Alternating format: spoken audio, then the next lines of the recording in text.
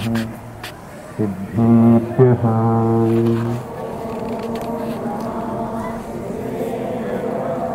ॐ नमः सिद्धेभ्यः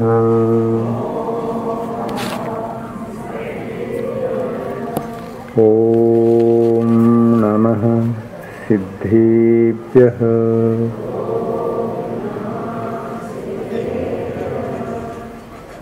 मोक्षमार्गस्य नेतारं भेतारं कर्मभूभृतां ज्ञातारं विश्वतत्त्वानां वन्दे तद्गुणलब्धये वन्दे तद्गुणलब्धये। पंच परमेष्टि भगवान की, अहिंसा परमो धर्म की, आचार्य गुरुवर श्री विद्यासागर मुनि महाराज की, आज के उत्तम संयम धर्म की,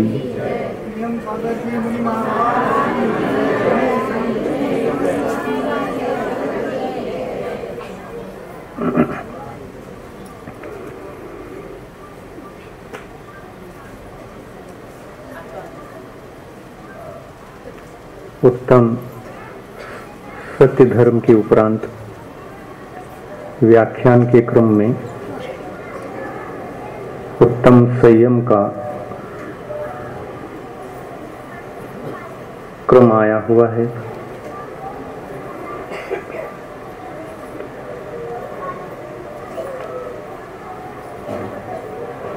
सबसे पहले संयम की उत्पत्ति के बारे में अपन सोचते हैं कि संयम उत्पन्न कैसे होता है।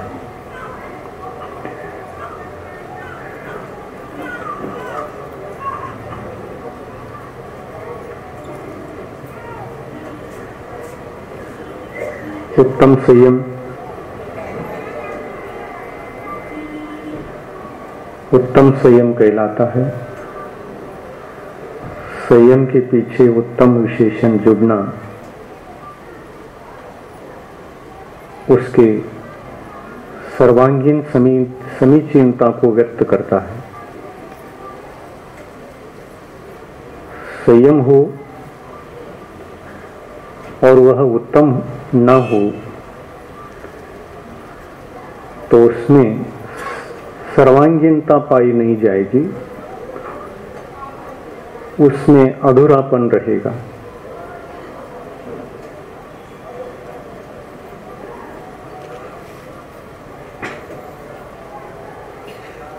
संयम जीवन में आने के लिए असंयम हमारे जीवन का बाधक होता है। असंयम की पहचान कर लेना आवश्यक है।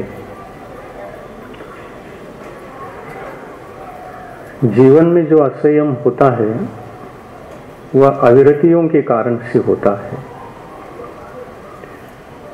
और अविरतियां 12 प्रकार की होती हैं। 12 प्रकार के अविरतियों पर विजय प्राप्त करके, उनका परित्याग करके संयम की आराधना की जा सकती है।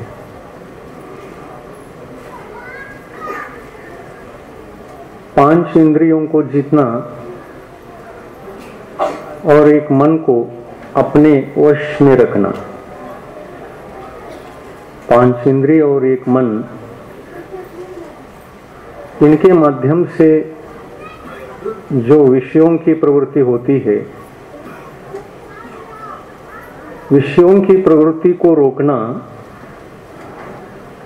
यह असंयम का त्याग भी है और संयम की उपासना भी है।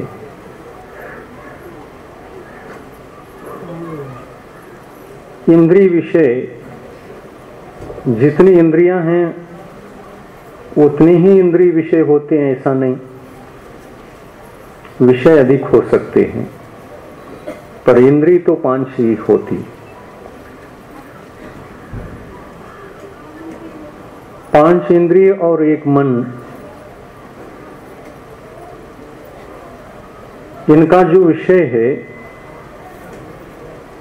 उनका त्याग। तो इनका क्या विषय है? इंद्रियों का विषय तो इंद्रिय विषय ही हैं, अचेतन वस्तु, पुद्गल पदार्थ, यही तो इंद्रिय विषय है। स्पर्शनेन्द्रिय के 8 विषय पुद्गल संबंधित हैं। रसनेन्द्रिय के 5 विषय वे भी पुद्गल संबंधित हैं। रसनेन्द्रिय के कितने रस होते? 5 रस। षड्रस तो खाने के होते हैं। पुद्गलों में जो रस पाया जाता है मुख्य रूप से उनके स्वरूप के अनुसार 5 ही रस होते हैं। खट्टा, मीठा, कड़ुआ, चरपरा और कषायला। रसनेन्द्रिय के विषय 5 हैं। घ्राणेन्द्रिय के विषय ज्यादा नहीं हैं, केवल 2 हैं, सुगंध और दुर्गंध। ये भी पुद्गल संबंधित हैं, पुद्गल हैं। चक्षु इंद्रिय के विषय 5 हैं। पंचवर्ण, पंचरंगी ध्वजा, जैन धर्म का एक ध्वजा भी है ना, 5 रंग जिसमें हैं। वर्ण 5 ही होते हैं, काला, पीला, नीला, लाल और सफेद। काला, पीला, नीला, लाल और सफेद 5 वर्ण ये पुद्गल की ही पर्याय हैं, वर्ण गुण की पर्याय हैं। वर्ण गुण हैं उनकी 5 पर्याय हैं। स्पर्श गुण हैं उनकी पर्याय 8 हैं। गंध गुण हैं उनकी 2 पर्याय हैं।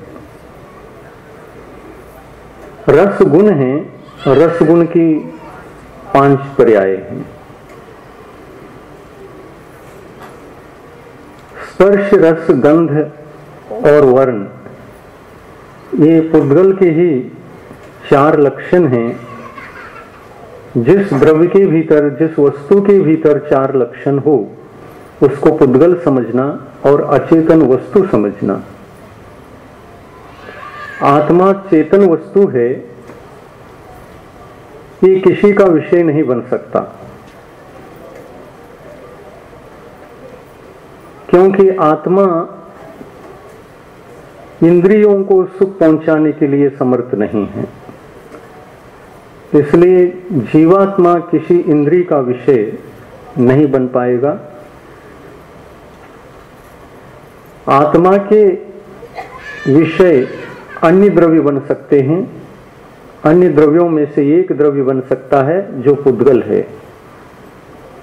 इंद्रिय के विषयों को त्यागो, ये जब संदर्भ आता है तो हमारे लिए क्या त्यागना है और किसको त्यागने पर संयम की उपलब्धि, इंद्रिय संयम की उपलब्धि अपने जीवन में होती है, इस बात को अच्छी तरह से हमें अभी समझना है। 5 इंद्रियों के विषय कितने हो गए, जरा गणना करेंगे तो बहुत अच्छा रहेगा। स्पर्शनेन्द्रिय के 8 थे, रसनेन्द्रिय के 5, चक्षु इंद्रिय के 5, घ्राणेन्द्रिय के 2 और कर्णेन्द्रिय के 7 विषय। 7 विषय।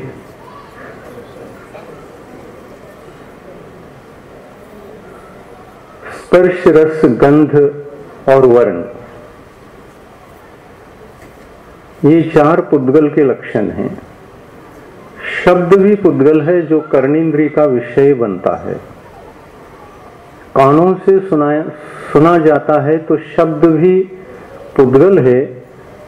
ये शब्द कानों में टकराने के उपरांत इंद्रिय विषय बनते हैं और इन शब्दों में ये शक्ति होती है कि जीवात्मा इनको कानों से सुनने के उपरांत वह हर्ष, विषाद, राग, द्वेष इत्यादि परिणामों को कर सकता है।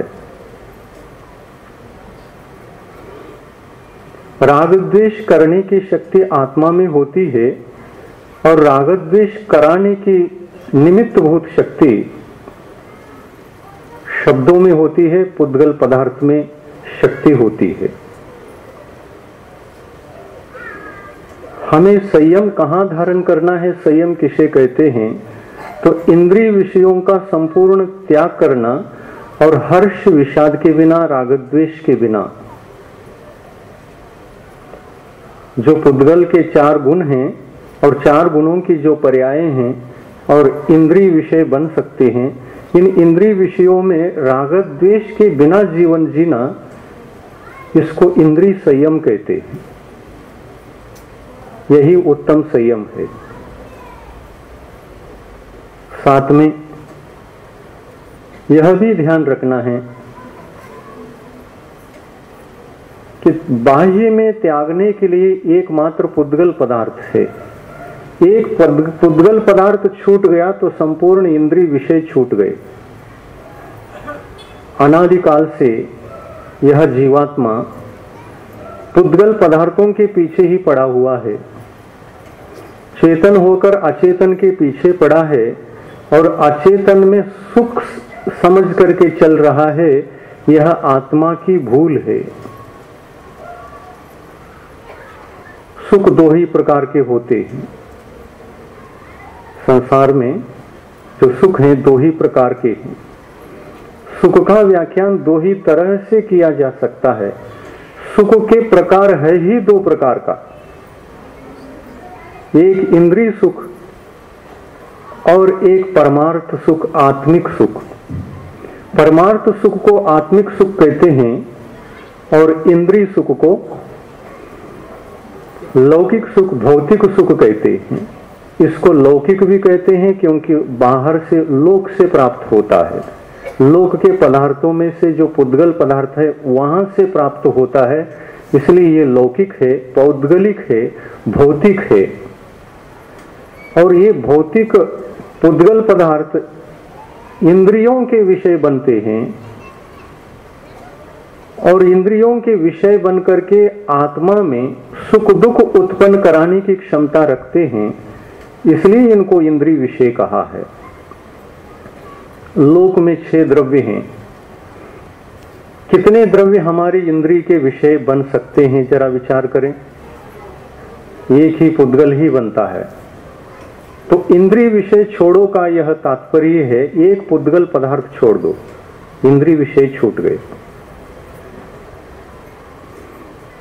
दिगंबर मुनि एक ही पदार्थ से बचते हैं ना, पदार्थ से ही नहीं बचते, लेकिन उस पदार्थ के ग्रहण होने पर भी कषाय विजी रह करके कानों से सुने शब्दों को, आंखों से देखे वर्ण को और रसनेन्द्रिय से प्राप्त करे रसों को, घ्राणेन्द्रिय से प्राप्त करे गंध को, तो भी इनके लिए इंद्रिय विषयों में हर्ष, विषाद, राग, द्वेष आदि पाए नहीं जाते। रागादि भावों को ये जीत चुके हैं, इसलिए अंतरंग से भी ये संयमी होते हैं और बहिरंग वस्तु न रखने से ये इंद्रिय संयमी कहलाते हैं।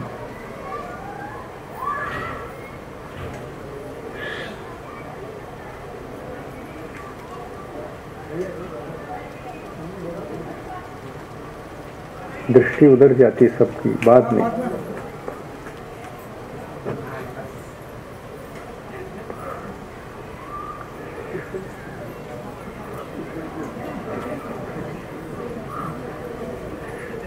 सबकी दृष्टि उधर जाती है ना, क्योंकि चक्षु इंद्रिय किसी का कंट्रोल में नहीं है।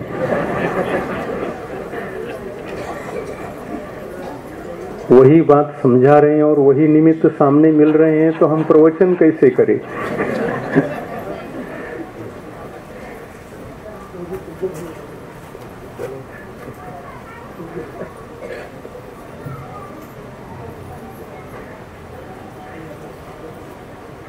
पुद्गल शरीरधारी जीव भी सामने आता है तो पुद्गल को लेकर के ही चक्षु इंद्रिय चंचल होता है।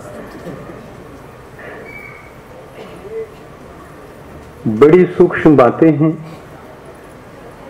व्याख्यान के माध्यम से ही इन बातों को समझा जा सकता है और समझाया जा सकता है। कम से कम जीवन में एक बार इन बातों को समझेंगे तो हम क्या, हमारी आत्मा क्या, इंद्रिय क्या, संसार क्या, मोक्ष क्या, धर्म क्या, अधर्म क्या, पाप क्या, पुण्य क्या, पदार्थ क्या, सारे विषय समझ में आते हैं। तो आत्म साधना करने के लिए हमारा ज्ञान प्रशस्त होता है। ज्ञान की उपलब्धि के बिना कोई काम नहीं हो सकता, कोई कार्य सिद्ध नहीं कर सकते। सारा का सारा धर्म का कार्य ज्ञान पर डिपेंड है, विचारों पर आधारित है, भावों पर आधारित है, चिंतन पर आधारित है। दुनिया में यह एक ही ऐसा धर्म है जो समीचीन रास्ता को बताता है, और यह भावों पर आधारित सबसे ज्यादा है। और भावों को कंट्रोल करने के लिए क्या क्या किया जाए, क्या क्या ज्ञान प्राप्त किया जाए, क्या क्या सोचा जाए, चिंतन किया जाए, यह सब विषय प्रस्तुत करता है। इस धर्म का नाम ही है जिन धर्म, यानी जीतने वालों का धर्म, हारने वालों का धर्म नहीं, जीतने वालों का धर्म। हम क्या जीते, जीने के लिए कितने विषय हैं, ये हमें पता रहना चाहिए। अन्यथा ये पता नहीं रहेगा तो हम बाहर से बहुत कुछ तप भी करते हैं, संयम धारण करते हैं, तो बाहरी शारीरिक क्रिया संपन्न हो जाती हैं, लेकिन जो उपलब्धि जीवन में होना चाहिए, आंतरिक सुख की अनुभूति या आत्मानुभूति होना चाहिए, उससे हम वंचित रह जाएंगे। संयम जीवन में आता है तो जो भी संयम, जितना भी संयम जीवन में आता है, उसकी अनुभूति होना जरूरी है कि हमारा संयम ऐसा है और इसकी अनुभूति इस प्रकार की है। इस प्रमाण में संयम रहेगा तो इस प्रमाण में अनुभूति रहेगी, इस प्रमाण में संयम रहेगा तो इस प्रमाण में विशुद्धि रहेगी। ये बात हमारे लिए अनुभव में आना बहुत आवश्यक है। अभी वर्तमान में ज्ञान नहीं है तो हमको अनुभव क्या आता है, इतना ही अनुभव आता है, हमने इतने इतने उपवास किए, बस संपन्न हो गए, इतने उपवास हो गए, इतना ही अनुभव मिला। पर उपवास के काल में कौन सी आत्मा की अनुभूति आई, मिली, प्राप्त हुई, इसकी चिंता हम नहीं करेंगे। और इसकी चिंता किससे होगी? ज्ञान प्राप्ति के पश्चात ही वो होगा। इसलिए कितना बड़ा आवश्यक है स्वाध्याय करना, चिंतन मनन करना, आत्म तत्व का चिंतन करना, कितना अमूल्य वस्तु है वो, उस ओर भी ध्यान जाना चाहिए। जो 10-10 उपवास कर रहे हैं, 6-6 उपवास कर रहे हैं, उपवास बढ़ा रहे हैं, उनके लिए ज्ञान की जरूरत बिल्कुल नहीं है क्या? है। तो स्वाध्याय का नियम भी लेना चाहिए। हम निरंतर स्वाध्याय करेंगे, आत्म तत्व का चिंतन भी करेंगे और अपने आत्मा को उज्जवल बनाएंगे, ज्ञान को निर्मल बनाएंगे, समझदार बनकर के धर्म करेंगे। हम जीतने के लिए जन्मे हैं, जीतकर जैन बनेंगे। क्या जीतना है? कषायों को जीतना है। कषाय क्या है, इसको समझना है। पहले समझना है और फिर बाद में जीतना है। इंद्रियां क्या है, इंद्रिय विषय क्या है, पहले इनको समझना है, फिर इनको जीतना भी है। हिंसा क्या है और अहिंसा क्या है, जीव क्या है, जड़ क्या है, सुख क्या है उसका, दुख क्या है उसका, जीव का। इसको पहले समझना है और फिर बाद में जो हिंसा है उसको त्यागना है और अहिंसा की आराधना करना है, अहिंसा की उपासना करना है। ज्ञान अत्यंत आवश्यक है।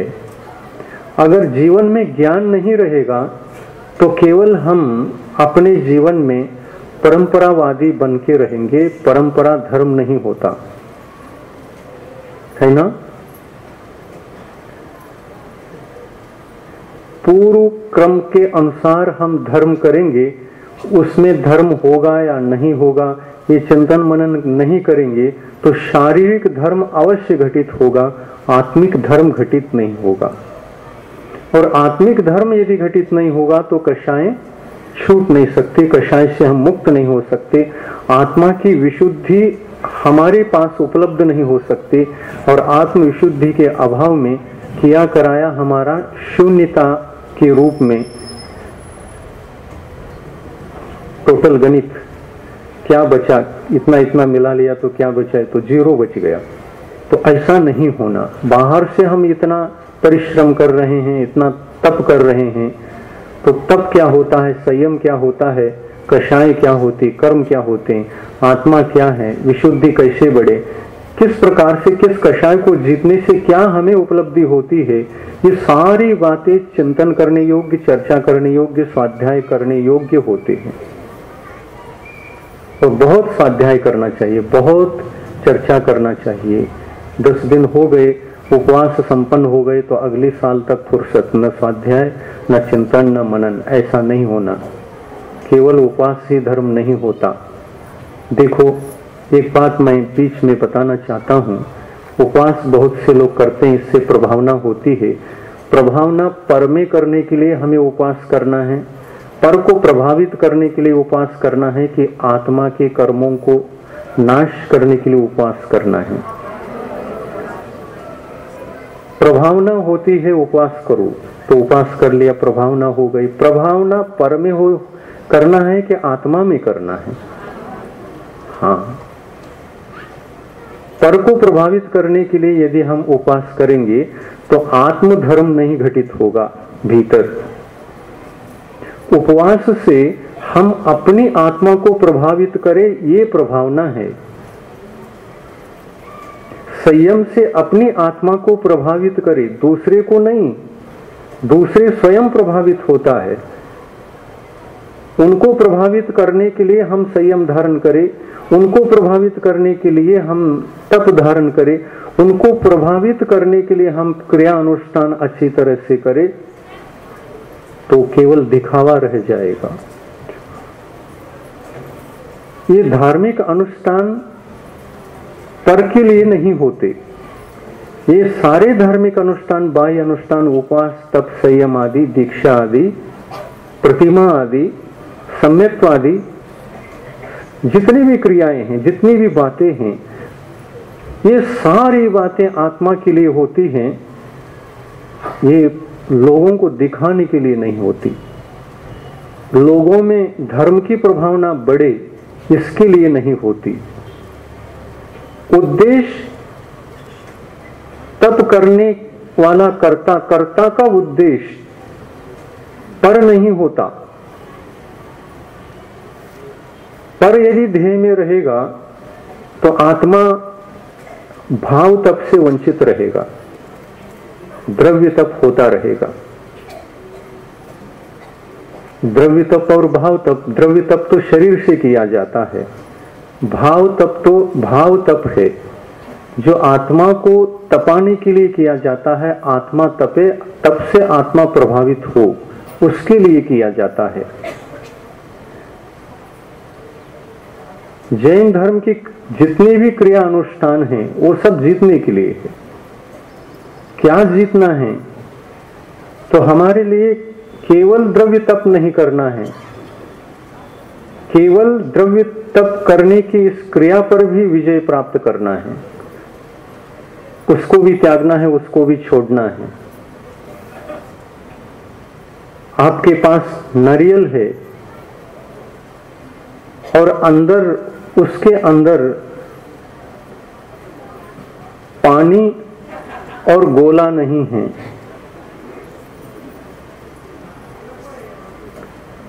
नारियल का गोला अंदर होता है ना, उसके अंदर गोला भी नहीं और पानी भी नहीं है।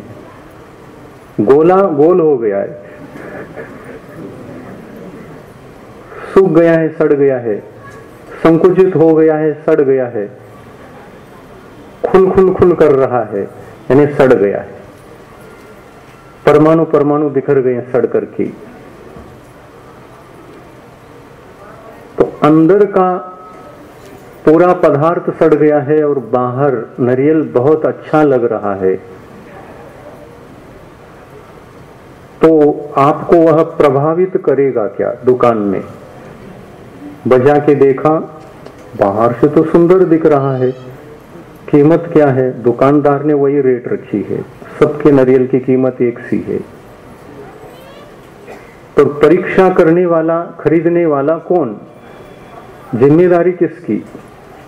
दुकानदार की जिम्मेदारी की, आपकी? वो तो रेट फिक्स करके रखा है, कोई भी नारियल उठा लो, आप ले जाओ, इसकी कीमत 12 रुपए है। कितनी कीमत आजकल? 15 रुपए, 20 रुपए, 20 रुपए में एक नारियल है। अच्छा, हम तो आधे के आधे कम कर लिए। महाराज के नारियल सस्ते होते हैं।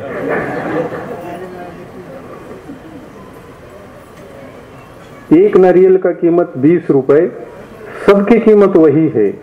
दुकानदार को पता नहीं उसमें कितने खराब हैं और कितने अच्छे हैं। उन्होंने भी खरीदा तो ऐसे बोरी की बोरी खरीद करके रखा है। हर नारियल को तो परीक्षा करके खरीद नहीं सकते, पर एक आध नारियल को खरीदने के लिए जब दुकान में पहुंचता है व्यक्ति, तो परीक्षा तो करनी ही पड़ेगी ना। क्या परीक्षा करने के लिए मना है ऐसा लिखा हुआ है दुकान में? बोर्ड लगाया है क्या? नहीं। किस नारियल को खरीदना, कैसे देखना, कैसे बजाना, कैसे उठा लेना, कैसे देखना, देखने की भी एक शैली होती है, कैसे देखना, ये सब ग्राहक के ऊपर डिपेंड रहता है, दुकानदार के ऊपर नहीं। नारियल अंदर से सड़ गया हो और बाहर से अच्छा लग रहा हो, तो उस नारियल की क्या कीमत है?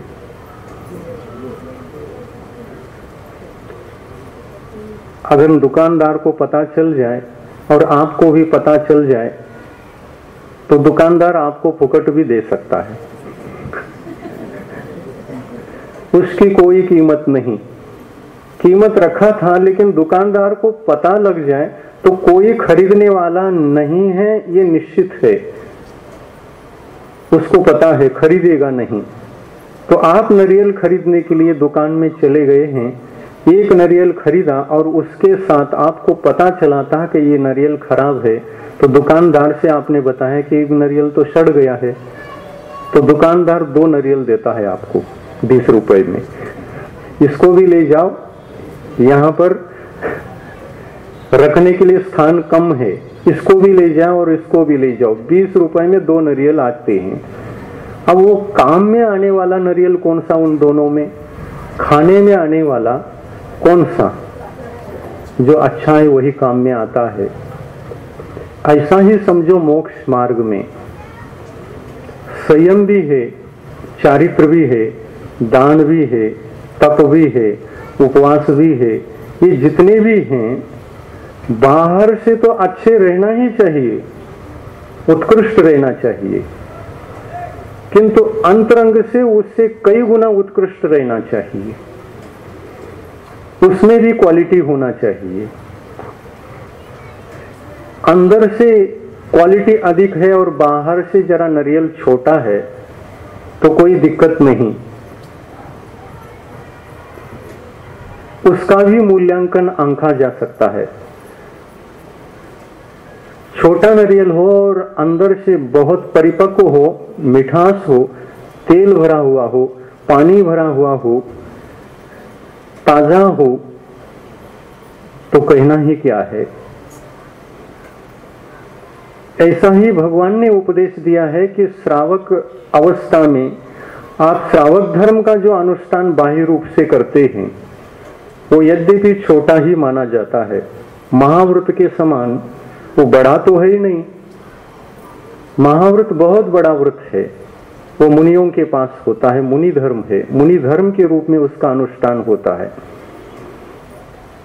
परंतु श्रावक का जो अनुव्रत है, यह अनुव्रत छोटा माना गया है, लेकिन छोटा होकर के भी अंदर से अगर क्वालिटी है और बाहर से छोटा है तो उसकी कीमत बहुत होती है, उसका फल भी महान होता है।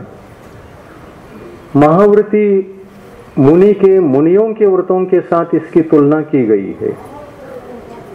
और फल की चर्चा में फल में भी यही बताया गया है। महाव्रती मुनि महाराज महाव्रतों को पालन करके जिस फल को प्राप्त करते हैं, कौन सा फल? अंतिम फल क्या है? मोक्ष फल। मोक्ष फल प्राप्त फलम निरूपामिति स्वाहा। ये भी फल और वो भी फल, ये भौतिक फल और वो पारमार्थिक फल। भौतिक फल को त्यागना पड़ता है, अर्पित करना पड़ता है मोक्ष फल को पाने के लिए।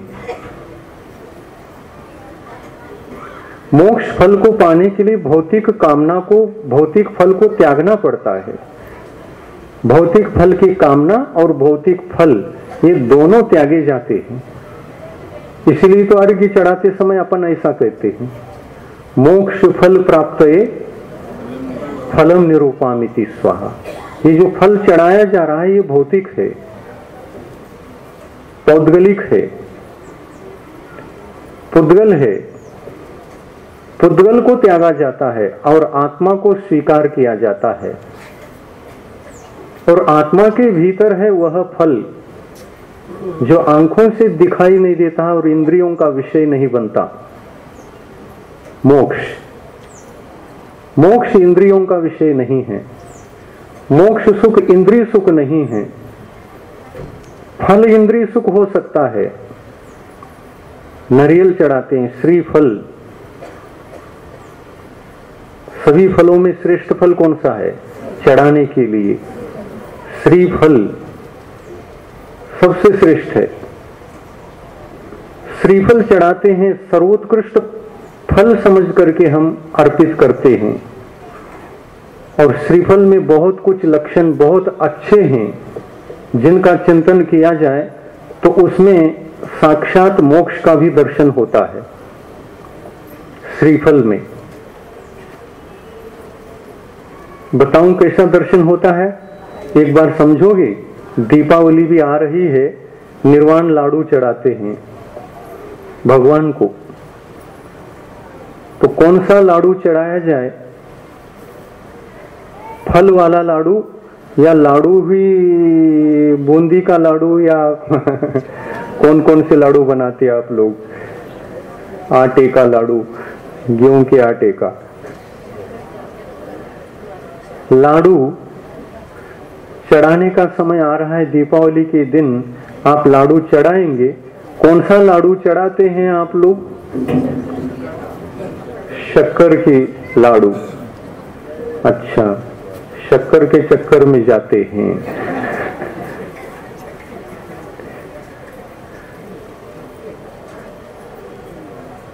शक्कर की लाडू चढ़ाते हैं।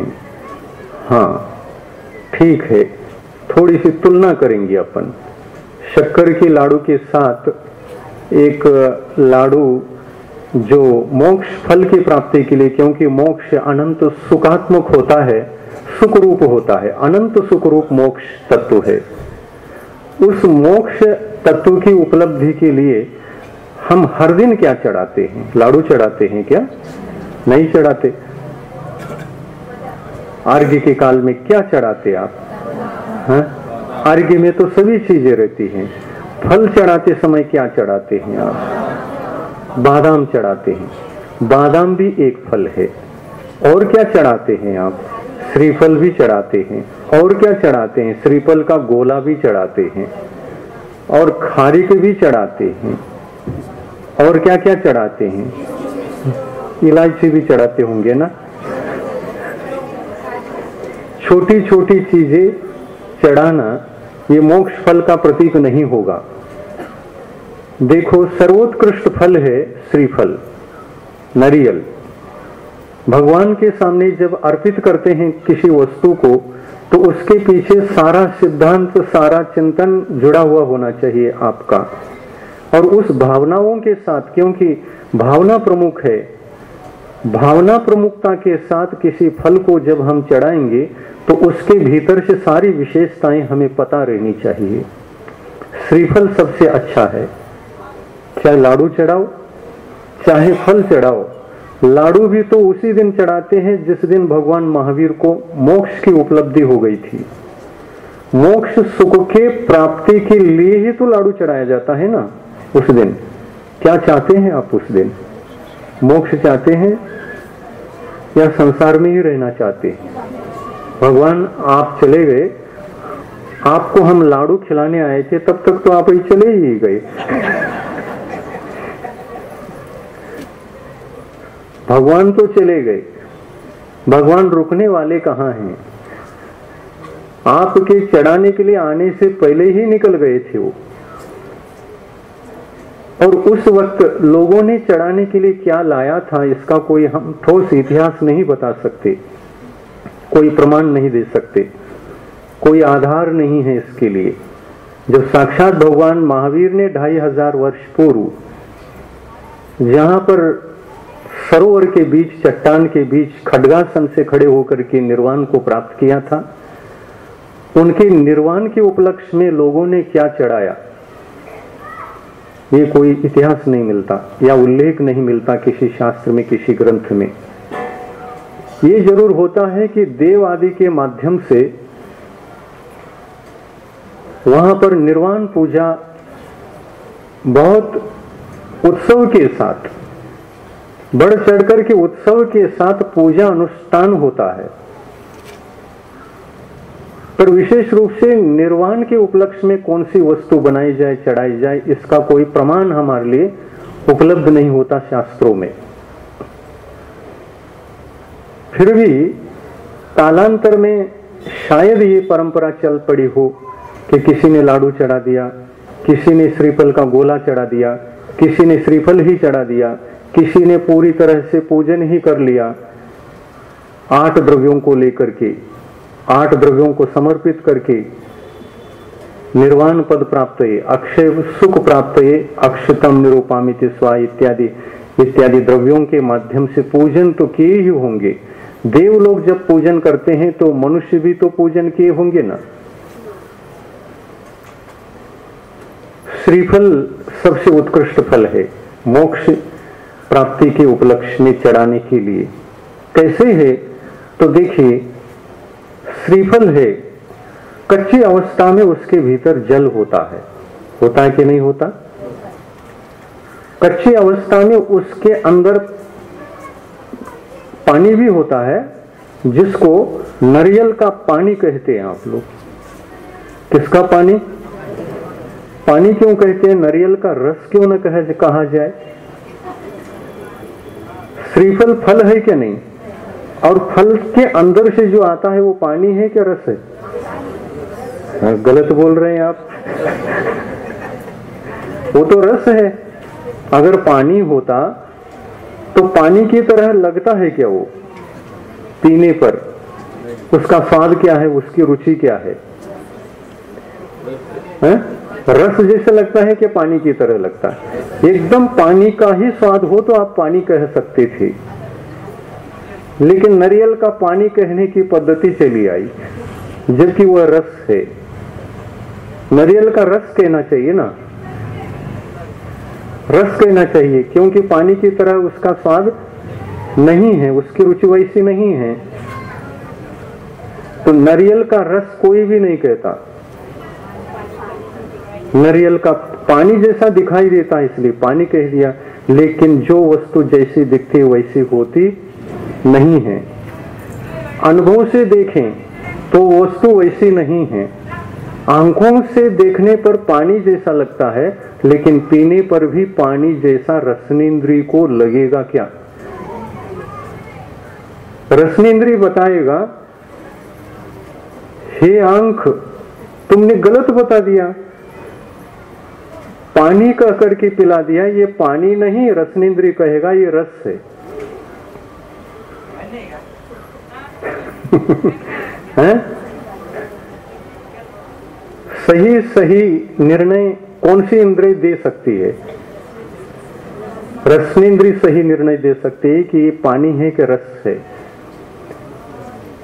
आंखों से वह नारियल का तरल द्रव्य पानी जैसा लगता है, लेकिन वह पानी नहीं। रसनेन्द्रिय से पूछो वो पानी है या रस है, तो रसनेन्द्रिय सही जजमेंट दे सकती है, ये रस है, ऐसा रसनेन्द्रिय कहेगी। नारियल में, कच्चे नारियल में पानी होता है जो पेड़ से तोड़ करके लाया जाता है। पेड़ से दो प्रकार के नारियल तोड़ करके लाते हैं लोग, सूखे और हरे। हरे कच्चे होते हैं, हरे नारियल के भीतर पानी होता है, और बिल्कुल ही सूख गया हो पेड़ पर तो उसके अंदर बजाने पर भी पानी की आवाज अंदर से नहीं आती। मैं भी वही बता रहा हूं जो परंपरा का शब्द है, पानी की आवाज नहीं आती, रस की आवाज नहीं आती, ये नहीं बता रहा हूं। मुझे भी वही आदत पड़ गई है। बजा करके देख लो, उसमें आवाज जो आती है, कुछ भी आवाज नहीं आती सूखे नारियल से, सूख गया है वो। नारियल के, हरे नारियल के अंदर पानी भी होता है और फिर खोबरा भी होता है, जो कच्चा खोबरा कहते हैं, गोला कच्चा होता है, गोला सूखा हुआ नहीं रहता, कच्चा रहता है। उस कच्चे गोले में तेल रहता है क्या? तेल नहीं रहता, कच्चे गोले में तेल नहीं रहता, गोले के अंदर पानी है, यानी रस है, ये समझना। गोले के अंदर पानी है, रस है, पर गोले के अंदर अभी तेल बना नहीं है। बनेगा क्या? नहीं, अवश्य बनेगा, समय अपेक्षित है उसके लिए। जब पूरी तरह से पानी सूख जाएगा तो वही पानी खोबरे का रूप धारण कर लेता है। खोबरा तो शुरू में जब पानी अधिक रहता है नारियल के अंदर, 1-2 ग्लास पानी निकलता है, एक नारियल से बड़े हों तो उसके अंदर जब फुल पानी रहता है, रस रहता है, दोनों बोलता हूं, जब फुल रस रहता है उस समय खोबरा उसके बीच में रहता ही नहीं है। पतला पतला सा मलाई जैसा चिपका हुआ थोड़ा सा प्राप्त होगा आपको। उसको देखा है कि नहीं? कभी निकाल करके देखा है, पतला सा होता है वो, और वही पतला सा मलाई जैसा सफेद सफेद जो खोबरा बन रहा है, पानी जैसा जैसा सूखेगा वही खोबरा बनता जाएगा। और उस खोबरे के साथ तेल भी बनने वाला है, लेकिन अभी खोबरा जब तक कच्चा है, कब तक कच्चा रहेगा वो? जब तक पानी है तब तक खोबरा भी कच्चा रहता है। जब तक वह कच्चा है खोबरा, तब तक पानी है। पानी सूख गया तो खोबरा भी सूखना प्रारंभ हो गया।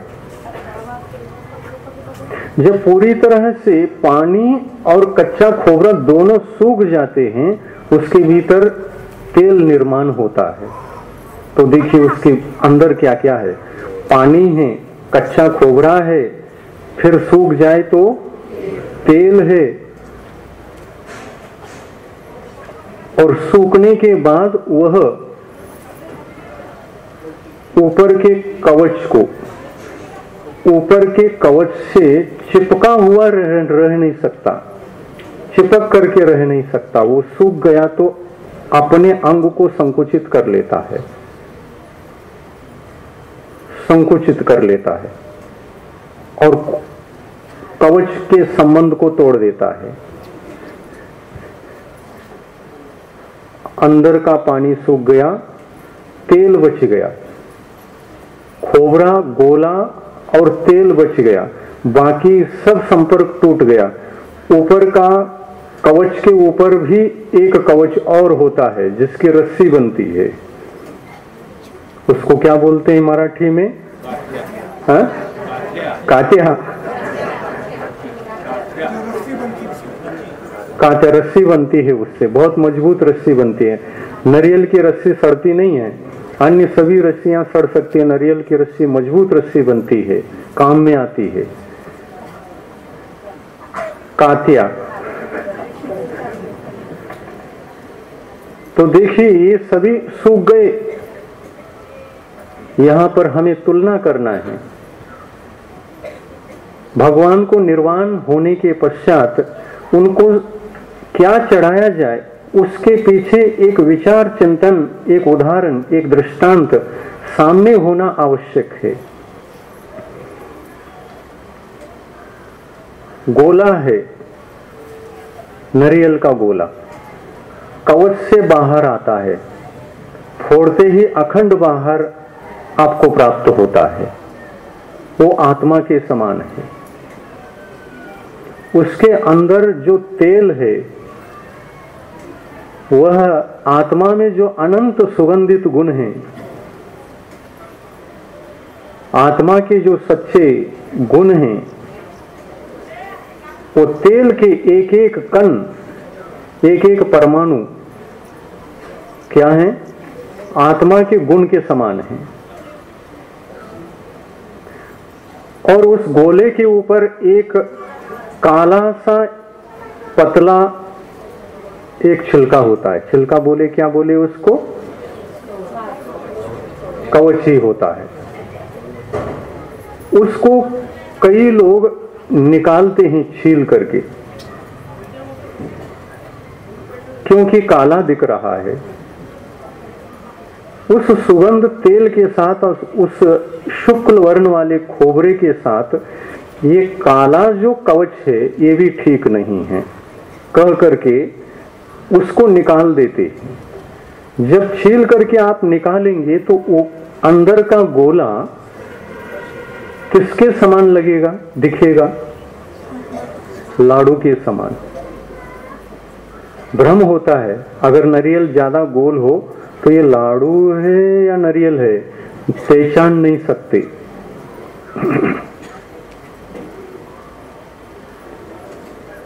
लाडू भी बनाते हैं, लाडू में घी डाला जा सकता है, शक्कर डाला जा सकता है, गेहूं का भी बनता है। तो बूंदी का लाडू किससे बनता है? वो भी गेहूं का, चने के दाल का बनता है। अनेक प्रकार के आटे से अनेक प्रकार के लाडू बनते हैं, लेकिन लाडू में जो गुणधर्म हैं वो गुणधर्म इस गोले से बहुत कम है।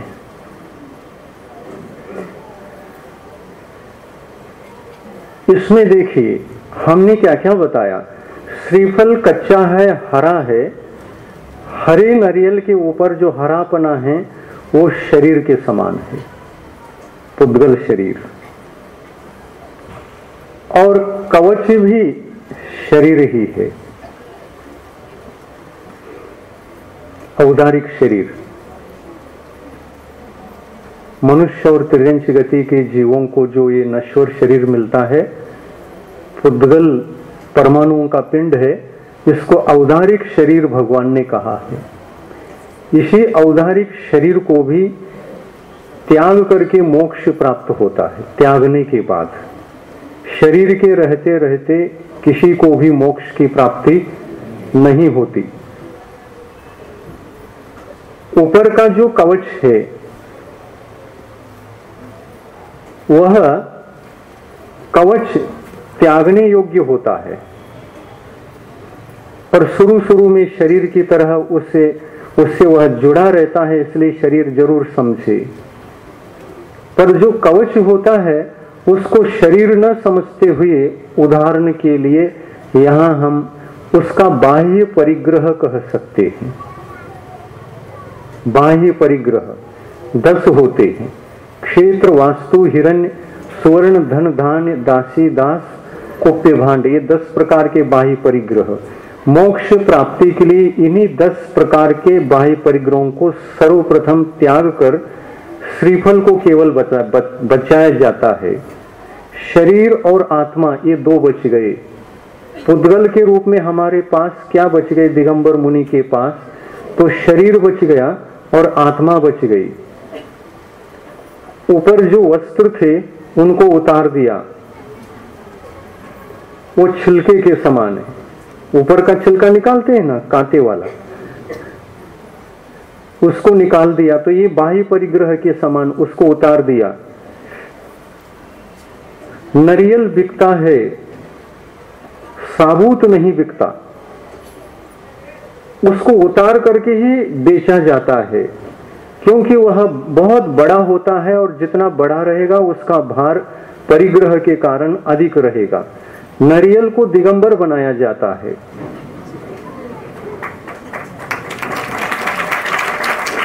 इसीलिए नारियल हम चढ़ाते हैं दिगंबर देव के पास और दिगंबर गुरुओं के पास। वो दिगंबर है इसलिए दिगंबरों को चढ़ाया जाता है। नारियल को दिगंबर बनाया जाता है, उसके पास बचता भी है तो कहने के लिए ऊपर की चोटी बच जाती है ज्यादा से ज्यादा, बाकी सब छिलका उतार करके अलग किया जाता है। चोटी बच गई उसकी, और चोटी निकालोगे तो वो सुंदर नहीं लगेगा, है ना? चोटी तो रहनी ही चाहिए। तो चोटी सहित बेचा जाता है दुकान से, और चढ़ाने के लिए जितने भी नारियल चढ़े हैं साबुत कोई नहीं है, वो चोटी सहित है। ये दिगंबर नारियल है। बाह्य परिग्रह का त्याग इनका हो गया है और दिगंबर देव के लिए, वीतरागी देव के लिए चढ़ाया गया है। वो दिगंबर का प्रतीक है नारियल। मोक्ष फल प्राप्त फलम निरूपामिति स्वाहा। मोक्ष की प्राप्ति जो होती है दिगंबरों को होती है या वस्त्रधारियों को भी होती है? मोक्ष की प्राप्ति केवल दिगंबरों को होती है। दिगंबर दीक्षा लिए बिना आज तक इतिहास में मोक्ष कोई न गया है न भविष्य में कोई जाएगा। दिगंबर बनना ही पड़ता है मोक्ष की उपलब्धि के लिए। अब वह नारियल दिगंबर है, उसके पास अब ऊपरी कवच बच गया है। कवच शरीर के समान है, ऊपरी छिलका ये बाह्य परिग्रह के समान है, जिसको उतारा जाता है चढ़ाने के लिए। अंदर का वह पूरा नारियल कवच से सहित है, सो शरीर है। अंदर का गोला आत्मा है, और फिर उस गोले के भीतर जब तक वो कच्चा रहेगा उसके भीतर पानी है। तो गोला आत्मा है, पानी क्या है? पानी घाती कर्म है। जिन घाती कर्मों के उदय से जीव को क्रोध, मान, माया, लोभ आदि कषाय भाव उत्पन्न होते हैं, अज्ञान भाव होता है ज्ञानावरणी कर्म के उदय से, तो ये भाव कर्म है, पानी भाव कर्म है। पानी भाव कर्म हुआ और वो भाव कर्म सूख गया, तो पानी पूरा का पूरा सूख गया। तो सूखा हुआ जो नारियल है जिसमें पानी नहीं है, तो घाती कर्म तो नष्ट हो गया, पानी रूप घाती कर्म नष्ट हो गया। तो सूखा हुआ नारियल अरहंत परमिष्टि के समान है। अरहंत परमिष्टि को क्योंकि शरीर भी है किंतु अंदर भाव कर्म और द्रव्य कर्म नहीं है, जो घाती कर्म कहलाते हैं, जिसके उदय से रागादि भाव उत्पन्न होते थे, अज्ञान भाव उत्पन्न होते थे। वो अज्ञान भाव और कषाय भाव नहीं है, वो जल सूख गया है भीतर का। तो ये जल सूख गया, तो नारियल किसका द्योतक है? जो सूखा है, अरहंत परमिष्टि का द्योतक। अरहंत परमिष्टि को ही चढ़ाना। जिसमें पानी नहीं है उसको चढ़ाओगे तो अरहंत परमेष्टि के समान है, और जिसमें पानी है उसको चढ़ाओगे तो मुनियों के समान चढ़ा दिया, तो मुनियों के पास द्रव्य कर्म, भाव कर्म आदि रहते हैं। संज्वलन कषाय के उदय में, घाती कर्म के उदय में वे नष्ट कहाँ हुए हैं? घाती कर्म तो हैं। तो मुनि को जब नारियल चढ़ाओगे तो पानी हो, चढ़ा रहे हो, तो मुनि के साथ तो ये तत्व घटित होता है। पर अरहंत परमेष्टि को चढ़ा रहे हो तो पानी के बिना चढ़ा रहे हैं, तो अरहंत परमेष्टि का पूरा उदाहरण नारियल के साथ घटित हो रहा है। और फिर वही अरहंत परमेष्टि अपने आयु के अंत में शुक्ल ध्यान को प्राप्त करके जब मोक्ष प्राप्त करते हैं किसी स्थान से, वो तीर्थ क्षेत्र बन जाता है जिस स्थान से वे मोक्ष प्राप्त करते हैं। मोक्ष प्राप्ति के उपरांत वे अरहंत परमेष्टि क्या क्या छोड़कर चले जाते हैं?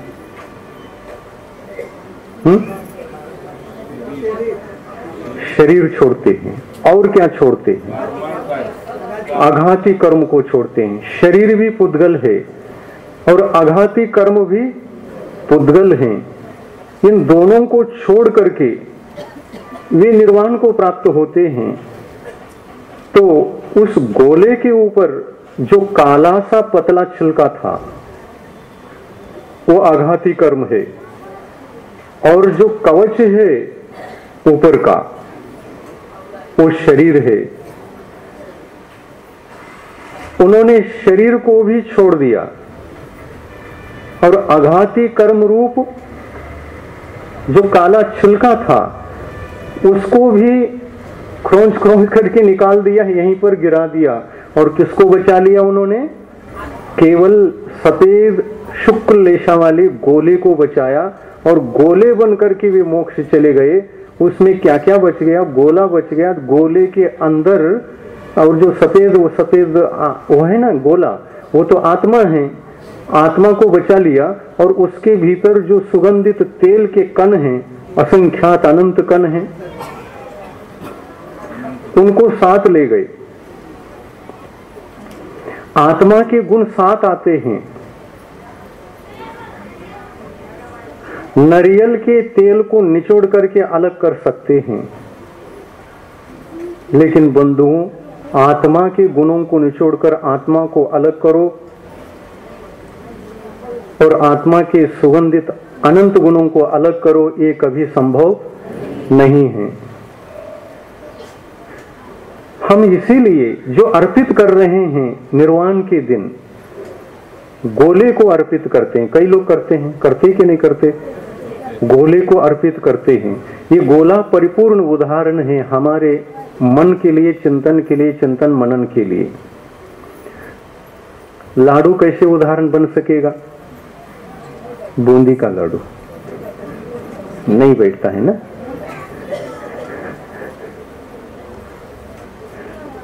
उसमें कोई उदाहरण घटित ही नहीं होता। देखो कितना चिंतन है इसके साथ। मुनि अवस्था से लेकर अरहंत अवस्था, अरहंत अवस्था के उपरांत सिद्ध अवस्था, पूरी तरह से उदाहरण घटित होता है। शायद इसीलिए ये इस गोले को चढ़ाने की परंपरा शुरू हो गई, जो चिंतन मनन करके विद्वानों ने निर्णय लिया होगा कि उसके निर्वाण के दिन हम नारियल के गोले चढ़ाएंगे तो बहुत अच्छा रहेगा। उसके साथ चिंतन जुड़ा हुआ है, सिद्धांत जुड़ा हुआ है। द्रव्य कर्म, नो कर्म और भाव कर्म से मुक्त हुए बिना निर्वाण की उपलब्धि नहीं होती। नो कर्म और द्रव्य कर्म से मुक्त नहीं होते अरहंत भगवान जब वे अरहंत परमेष्टि पद पर आते हैं मुनि अवस्था से। मुनि अवस्था से जब वो अरहंत पद पर आते हैं, उस समय उनके पास दो कर्म रहते हैं, एक कर्म नहीं रहता, भाव कर्म। घाती कर्म के उदय में अज्ञान भाव और मिथ्यात्व भाव और मोह भाव, कषाय भाव जो होता है, ये 3-4 प्रकार का भाव कर्म है। ये भाव कर्म अरहंत पद को पाने के बाद नहीं होता, क्योंकि घाती कर्म नष्ट करके ही मुनि महाराज अरहंत बनते हैं। अरहंत अवस्था में केवल द्रव्य कर्म बचता है, यानी आघाती कर्म। भीतर आत्मा के साथ एक एक आत्म प्रदेश के साथ आघाती कर्म अभी घुल मिले हुए हैं, दूध में पानी की तरह। आत्म प्रदेशों पर कर्मों का गठबंधन कैसा हुआ है? दूध और पानी की तरह। दूध और पानी की तरह। पानी अलग हो सकता है, पानी को अलग किया जा सकता है। पानी अलग और दूध अलग। तपाएंगे तो पानी सूख जाएगा और दूध प्राप्त होगा। वैसे ही अरहंत भगवान जब मोक्ष प्राप्त करते हैं तो उनके लिए नो कर्म जो बचा था, नो कर्म यानी शरीर को भी त्याग देते हैं, नो कर्म को भी त्यागते हैं और द्रव्य कर्म को भी त्यागते हैं। मोक्ष जाते समय दो कर्म त्यागते हैं और मोक्ष जाने से पूर्व मुनि अवस्था में त्याग तपस्या करके जिस कर्म को वो सुखाते हैं वो कर्म है भाव कर्म। और घाती की अपेक्षा से देखो तो घाती कर्म भी द्रव्य कर्म है। एक देश द्रव्य कर्म को भी सुखाते हैं और उसके निमित्त से उत्पन्न होने वाले रागादि भावों को भी सुखा करके अरहंत पद प्राप्त करते हैं। तो विदाउट जल का जो नरियल होता है वो अरहंत परमिष्टि का द्योतक है जो आप लोगों ने चढ़ाया है। अगर इसमें पानी है तो अरहंत परमिष्टि का प्रतीक नहीं है, वो मुनियों को चढ़ाया जा सकता है। जिसमें पानी भी है, गोला भी है और कवच भी है, शरीर है, अंदर का भाव कर्म है और द्रव्य कर्म भी है। मुनि महाराज द्रव्य कर्म, नो कर्म और भाव कर्मों से युक्त होते हैं। पर अरहंत परमेष्टि, समो शरण में विराजमान अरहंत परमेष्टि जिनकी दिव्य ध्वनि खिरती है, सशरीरी हैं, वे अरहंत परमेष्टि हमारे लिए महान उपकारी हैं। उनके पास दो कर्म होते हैं, द्रव्य कर्म और नो कर्म। नो कर्म यानी शरीर और द्रव्य कर्म यानी आघाती कर्म। दो को ही नष्ट करते हैं, नाश करने के लिए दो ही हैं और ये दो नष्ट हो गए तो आत्मा स्वतंत्र हो गया।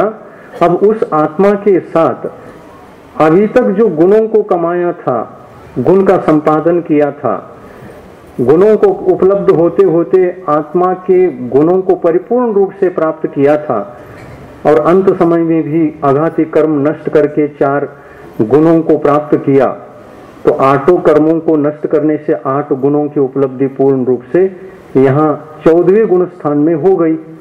गुण स्थान कितने होते? 14। 14वें गुण स्थान में 8 गुणों को प्राप्त करके, सारे कर्मों को नष्ट करके 14वें गुण स्थान में 8 गुणों को उपलब्ध करके निर्वाण को प्राप्त करते हैं। ये संयम से ही यात्रा शुरू होती है। निर्वाण को प्राप्त करने की जो प्रक्रिया है उत्तम संयम से है। और उत्तम संयम का पालन करने के लिए हमें क्या क्या करना पड़ेगा? तो एक पुद्गल वस्तु को त्यागना पड़ेगा। पुद्गल वस्तु इंद्रिय विषय है। इंद्रिय विषय रूप इस पुद्गल वस्तु को एक को त्यागेंगे तो इंद्रिय संयम प्रकट होगा। परंतु ध्यान रहे, इंद्रिय संयम की प्राप्ति के लिए इंद्रिय विषयों की कामना के बिना, मुझे ये भविष्य में प्राप्त हो ऐसी कामना, इंद्रिय विषयों की कामना भविष्य में रखते हुए इंद्रिय विषयों को त्यागेंगे तो इंद्रिय संयम, भाव इंद्रिय संयम जीवन में प्रकट नहीं हो सकता। द्रव्य इंद्रिय संयम तो हो जाएगा। इंद्रिय विषयों से बच गए तो द्रव्य इंद्रिय संयम तो प्रकट हो गया, लेकिन उनकी कामना अगर अंदर बच गई तो भाव इंद्रिय संयम प्रकट नहीं होता। तो दोनों संयम आवश्यक है निर्वाण की प्राप्ति के लिए। भाव संयम भी चाहिए और द्रव्य संयम भी चाहिए। तो पुद्गल पर पदार्थों को मुनि महाराज त्यागते हैं, एक परमाणु के प्रति भी अपेक्षा नहीं रखते हैं। और इनका त्याग इसलिए होता है कि हमको ये नहीं चाहिए, इनका सुख नहीं चाहिए। सुख दो ही प्रकार के होते हैं, इंद्रिय सुख और आत्म सुख। इंद्रिय सुख में से कोई भी सुख हमको नहीं चाहिए, हमारे लिए केवल आत्म सुख चाहिए, ऐसा कहकर पर पदार्थों को त्यागते हैं। तो वस्त्र भी एक पर पदार्थ होता है, उस वस्त्र को भी त्यागना अनिवार्य होता है, उसके बिना निर्वाण की प्राप्ति नहीं होती। क्योंकि वस्त्र के कारण से संयम में बाधा आती है। वस्त्र रहेगा तो वस्त्र इंद्रिय विषय है, तो इंद्रिय संयम प्रकट नहीं होगा। और वस्त्र है तो फिर वस्त्र को धोना भी पड़ेगा, तो जीव हिंसा का प्रसंग आएगा। जीव हिंसा का प्रसंग आएगा तो जीव मरेंगे, तो जीव मरेंगे, जीवों को हम नहीं बचा पा रहे हैं, तो प्राणी संयम का घात होगा। वस्त्र रखते हुए प्राणी संयम की रक्षा करना असंभव है। वस्त्र पहनेंगे तो जीवोत्पत्ति होगी, और धोना तो पड़ेगा। कि नहीं धोएंगे, नया लाएंगे पहनेंगे छोड़ेंगे, नया लाएंगे पहनेंगे छोड़ेंगे, नया लाएंगे पहनेंगे ऐसा कर सकते हैं क्या आप? हाँ, ऐसा यदि करे भी, पहनने के बाद यदि हम उसको पहन करके रखते हैं तो दूसरा तो पहनेंगे ही। तो पूर्व में जो पहना था उसके पहनने के कारण से हमारा शरीर ढक गया था, पसीना से लथपथ हुआ, वहां पर सम्मूर्छन जीवों की उत्पत्ति हो गई। शरीर वस्त्र से भी जीव लग गए, वहां पर जीवों का घात होगा, और शरीर भी सम्मूर्छन जीवों की उत्पत्ति से भर जाएगा। इस शरीर को खुला आसमान के नीचे हवा में रखेंगे तो ये सूखा मिलेगा, पसीना आएगा, लेकिन सम्मूर्छन जीवों की उत्पत्ति नहीं हो पाएगी, हिंसा बढ़ेगी नहीं। जो नैसर्गिक हिंसा होती है वो बात अलग है, लेकिन अपने तरफ से कृतक जो हिंसा होती है उसका दोष आता है। और इसी दोष से बचने के लिए एक दिगंबर मुनि वस्त्र को त्याग करके त्याग तपस्या करते हैं, क्योंकि अपने माध्यम से किसी जीव को पीड़ा ना हो। जीवों और जीने दो का संदेश इतना डीप है। पर को पीड़ा पहुंचाना ही नहीं चाहते किसी के माध्यम से। वस्त्र पहनेंगे तो पर को पीड़ा उत्पन्न होगी, इसलिए वस्त्र का त्याग दिगंबर मुनि करते हैं। नहीं, एक लंगोटी रख सकते हैं, एक लंगोटी भी तो धोना पड़ेगा ना। नहीं, एक धागा रखेंगे, एक धागा को भी तो साफ सुथरा करना ही पड़ेगा। तो संयम का निर्वाह नहीं हो सकेगा। पुद्गल वस्तु को रखेंगे तो न तो प्राणी संयम का पालन होना है और न ही इंद्रिय संयम पालन हो सकता है, क्योंकि वो इंद्रिय विषय है। जितने भी अपने जीवन के जीने के लिए उपयोग में आने वाले पर पदार्थ, पुद्गल पदार्थ हैं, सब इंद्रिय विषय है। इंद्रिय विषय यदि हम रखेंगे तो उससे हिंसा प्रारंभ होती है। अहिंसा धर्म का घात होता है। अहिंसा परमो धर्म है। इस संसार में यदि कोई धर्म है तो अहिंसा ही है। और इस धर्म का पालन उत्कृष्ट रूप से चरम सीमा पर अगर कोई पालन करते हैं तो इस दुनिया में दिगंबर मुनि के अलावा कोई दूसरा नहीं है। हिंसा सबके जीवन में है, पर एक दिगंबर मुनि के जीवन में कोई हिंसा नहीं, किसी भी प्रकार की हिंसा नहीं। वही धर्म सच्चा धर्म है। जीवों को बचाना धर्म है, जीवों को मारना धर्म नहीं। जीवों को मारना तो अधर्म है, जीवों को पीड़ा पहुंचाना अधर्म है।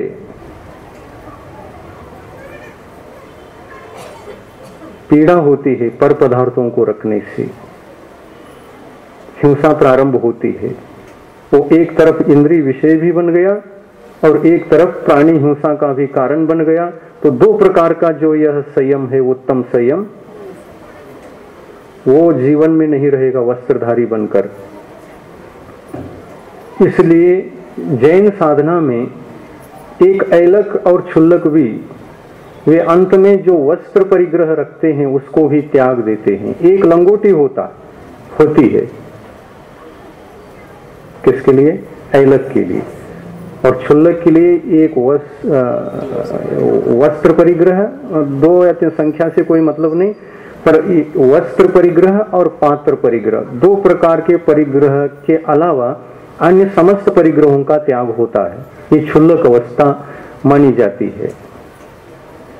ऐलक अवस्था में एकमात्र लंगोटी होती है। एक लंगोटी रहे या एक धागा रहे, वहां पर संयम की उत्पत्ति नहीं हो सकती, असंयम मौजूद रहता है पर पदार्थों के पीछे। इसलिए सारा जो गड़बड़ी है, सारी गड़बड़ी किससे? एक पुद्गल पदार्थ से। धर्म का घात पुद्गल से ही होता है, और इस पुद्गल को त्याग करना ये द्रव्य संयम है, और इस पुद्गल को पाने के लिए ही त्याग करना ये असंयम है, भाव असंयम, किंतु द्रव्य संयम। पुद्गल को त्याग करना तो ये द्रव्य संयम है, पुद्गल से बचना ये द्रव्य संयम है, उसको अपना जीवन नहीं बनाना ये द्रव्य संयम है। एक बार आहार स्वीकार करना जो संयम पालन के लिए अनिवार्य है, एक बार आहार शरीर को टिकाने के लिए। आहार के प्रति भी दिगंबर मुनि को आसक्ति नहीं रहती। धर्म की रक्षा का उपाय समझ करके आहार ग्रहण करते हैं दिगंबर मुनि। धर्म रक्षा का उपाय है, साधन है कह करके आहार करते हैं। यह आहार आधार है धर्म रक्षा का, परंतु आहार को इंद्रिय विषय समझ करके ग्रहण नहीं करते। जिसके द्वारा धर्म की रक्षा हो ऐसे आहार को ग्रहण करते हैं। उसमें रस परित्याग भी होता है, उसमें सात्विक भोजन मात्र रह जाता है, नीरस रह जाता है। ऐसा भोजन दिगंबर मुनि का भोजन होता है। इसके पश्चात भी वो इतना विवेक का पालन करते हैं कि शरीर स्वास्थ्य के लिए और संयम के पालन के लिए जिस प्रकार का जो आहार चाहिए वही लेंगे। हम इंद्रिय विषयों की कामना से पुद्गल पदार्थों को ग्रहण नहीं करेंगे। ऐसे दिगंबर मुनि का आचार विचार होता है। वे महान हैं जो ऐसे व्रतों को धारण करके सच्चे धर्म का पालन करते अपने जीवन में। महान है, वंदनीय है, पूजनीय है, धन्य है वो जो इस प्रकार की साधना करते हैं। संपूर्ण जीव जगत को अभयदान देते हैं। अपने माध्यम से किसी भी जीव को पीड़ा न हो, यातना न हो, हिंसा न हो, ये समझ करके अपने पास वस्तु रखने से भी दूर रहते हैं और स्वतंत्र रहते हैं। सिर्फ शरीर ही रह जाता है, वो भी दिगंबर है। अब इसको तो छोड़ नहीं सकते, ये भी पुद्गल है। इसको भी छोड़ने की प्रक्रिया अंतिम समय में बताया गया है।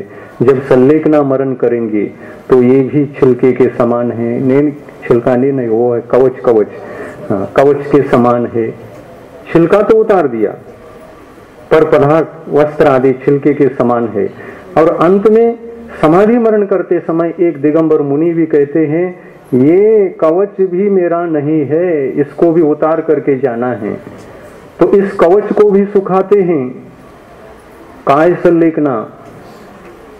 और केवल कवच को ही नहीं सुखाते, बल्कि अंदर में क्रोध, मान, माया, लोभ, ये जो कषाय परिणति होती है, इस कषाय परिणति पर भी विजय प्राप्त करके कषाय विजय के साथ काया को क्षीण करते। इसका नाम सल्लेखना है। काया को ही क्षीण करने का उद्देश्य नहीं रहता। कषाय क्षीण हो और काया क्षीण हो करके कषाय क्षीण मुझ आत्मा को यह काया सहयोग करे अंतिम प्राण विसर्जन करने के लिए। अंत में मरण का स्वागत किया जाता है। सल्लेखना के काल में मरण को स्वागत करते हैं। मरण हमारा स्वागत नहीं करता, मरण का ही स्वागत हम करते हैं। अपने ढंग से करते हैं, मरण से भयभीत नहीं होते, मरण का हम स्वागत करते हैं। वह भी एक व्यक्ति होता है जो जीवन से ऊब जाता है, किसी कारणवश आत्मघात करने के लिए तैयार हो जाता है। वहां पर कषाय पाई जाती है, वहां पर चिंताएं रहती है, वहां पर अशांति होती है, वहां पर किसी भी प्रकार से संतुष्ट नहीं रहता और उनको केवल शरीर त्याग से मतलब रहता है।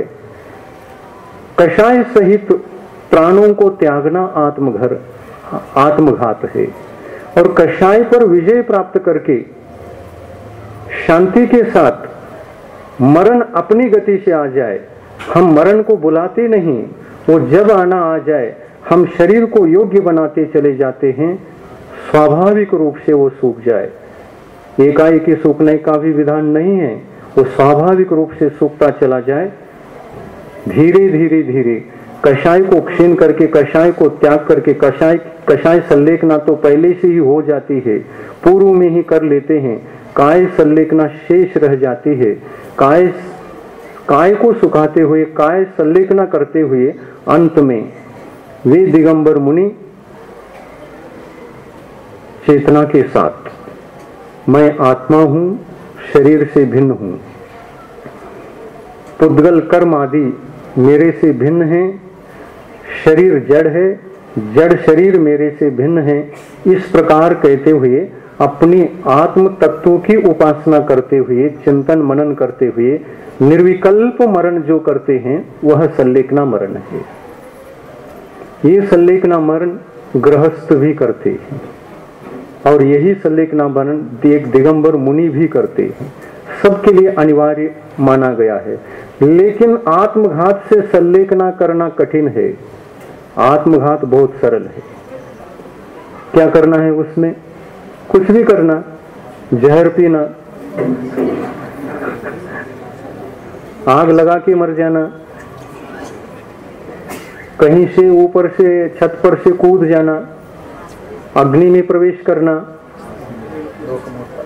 पानी में कूदना, समुद्र में कूदना, कुएं में कूदना, अनेक प्रकार के जो अन्य प्रकार से मरण किए जाते हैं, इसको कहते हैं आत्मघात मरण। आत्मघात कषाय सहित मरण होता है, कषाय सहित मरण आत्मघात मरण है। कषाय रहित मरण आत्मघात नहीं है, वो शांति के साथ, आनंद के साथ अपने से भिन्न पर तत्व को त्याग करते करते जो मरण किया जाता है वह चेतना के साथ किया जाता है। अंतिम समय तक मैं मरण का स्वागत कर रहा हूं, मेरे प्राण निकल रहे हैं और मैं आत्म तत्व की उपासना करते करते, भगवान का नाम स्मरण करते करते जा रहा हूं, ऐसा कहकर जाता रहता है। ये धर्मात्माओं का मरण होता है। धर्मात्मा ऐसे वैसे नहीं मरते, धर्मात्मा सही ढंग से मरते हैं, परंतु सामान्य जीव जो मरण करते हैं वो संलेखना मरण नहीं जानते। संलेखना मरण नहीं जानते इसलिए उनका संयम का पालन नहीं होता। समय बहुत खिसक गया, ज्यादा समय न लेते हुए उपसंहार करता हूं। संयम दो प्रकार का होता है, इंद्रिय संयम और प्राणी संयम। इंद्रिय संयम को धारण करने के लिए भी पर पदार्थों का त्याग आवश्यक होता है। पर पदार्थों के त्याग के साथ उन्हीं पदार्थों का जो मोह राग मूर्छा भाव आदि होते हैं, उन मूर्छा भावों को भी त्याग करके त्याग किया जाता है, तो ये इंद्रिय संयम कहलाता है। इंद्रिय संयम के पश्चात प्राणी संयम। प्राणी संयम का पालन हो इसलिए दिगंबर दीक्षा लेनी ही पड़ती है, अन्यथा प्राणी संयम धारण किया ही नहीं जा सकता, कोई रास्ता नहीं है प्राणी संयम को पालन करने के लिए। इस प्रकार ये दोनों संयम, इंद्रिय संयम और प्राणी संयम, इन दोनों का पालन कषाय विजयी होने के साथ साथ यदि किया जाता है, इंद्रिय संयम का पालन और प्राणी संयम का पालन कषाय विजयी होने के साथ साथ किया जाता है, तो वह उत्तम संयम की कोटि में आता है, अन्यथा वह उत्तम संयम नहीं है, वो केवल द्रव्य संयम की कोटि में आएगा। द्रव्य संयम और भाव संयम ये दोनों आवश्यक है। कषायों के त्याग से द्रव्य संयम की उपलब्धि होती है और पदार्थों के त्याग से नहीं, कषायों के त्याग से भाव संयम की उपलब्धि होती है और पदार्थों के त्याग से, पुद्गल पदार्थ के त्याग से द्रव्य संयम की उपलब्धि होती है। इस प्रकार दो अंग हैं संयम के, उत्तम संयम के दो अंग हैं, द्रव्य संयम और भाव संयम। इस प्रकार दोनों संयम को धारण करके जीवन में जो त्याग तपस्या में लगे रहते हैं उनकी त्याग तपस्या सफल होती है, उत्तम संयमी होते हैं। ऐसे उत्तम संयमी को चत्तारी मंगल में रखा गया है। चत्तारी मंगलम, अरिहंता मंगलम, अरिहंत मंगल इसी संयम के कारण से वंदनी पूजनी है और मंगल के स्थान पर है। अरिहंता मंगल, सिद्ध मंगल, सिद्ध परमेष्टि भी मंगल हैं क्योंकि उनके पास भी असंयम नहीं है। अरहंत संयमी हैं, सिद्ध भगवान महान संयमी हैं और आचार्य परमेष्टि, उपाध्याय परमेष्टि भी संयमी हैं और साधु परमेष्टि भी संयमी हैं। ये संयम स्थान पर 5 ही पद होते हैं। क्या नमोकार मंत्र में वस्त्रधारी साधक आएंगे? प्रतिमाधारी श्रावक, आरिका वगैरह क्या नमोकार मंत्र के अंदर हैं? नहीं है। तो नमोकार मंत्र के अंदर कौन है? नमो लोए सव साहूनम, लोक में रहने वाले समस्त साधुओं को मेरा नमस्कार, ऐसा पंचम पद है। इसमें कौन आ गए? तो वे साधु सभी जो साधु इंद्रिय संयम और प्राणी संयम को धारण करने वाले होते हैं, वो जितने भी हों, जहां भी हों, 2.5 द्वीप के भीतर छठे सप्तम गुणस्थान से लेकर के 12वें गुणस्थान तक के जो भी साधु परमेष्टि हैं, वे सकल साधु परमेष्टि इसके भीतर आते हैं। उनको नमस्कार हम 5वें पद पर करते हैं, नमो लोहे सव साहूनम। ऐसे पूजनी वंदनी ये पंच नमस्कार मंत्र साधुओं के कारण से बना हुआ है और ये साधु बनना, मोक्ष जाना, दिगंबर दीक्षा लेना ये अनादिकाल से है, ये कभी बीच में शुरू नहीं हुआ है। भगवान आदिनाथ ने दिगंबरी दीक्षा ली इस धरती का भरत क्षेत्र का अवसर्पणी काल में, चौथे काल शुरू होने से पूर्व तृतीय काल के अंत में चतुर्थ काल का वातावरण निर्मित हो चुका था और उनको वैराग्य हुआ नीलांजना का नृत्य देखते देखते, और उसी दिन वे दिगंबर मुनि दीक्षा लिए थे और दिगंबर मुनि बने थे। इस धरती का प्रथम दिगंबर मुनि कोई थे तो आदिनाथ भगवान थे।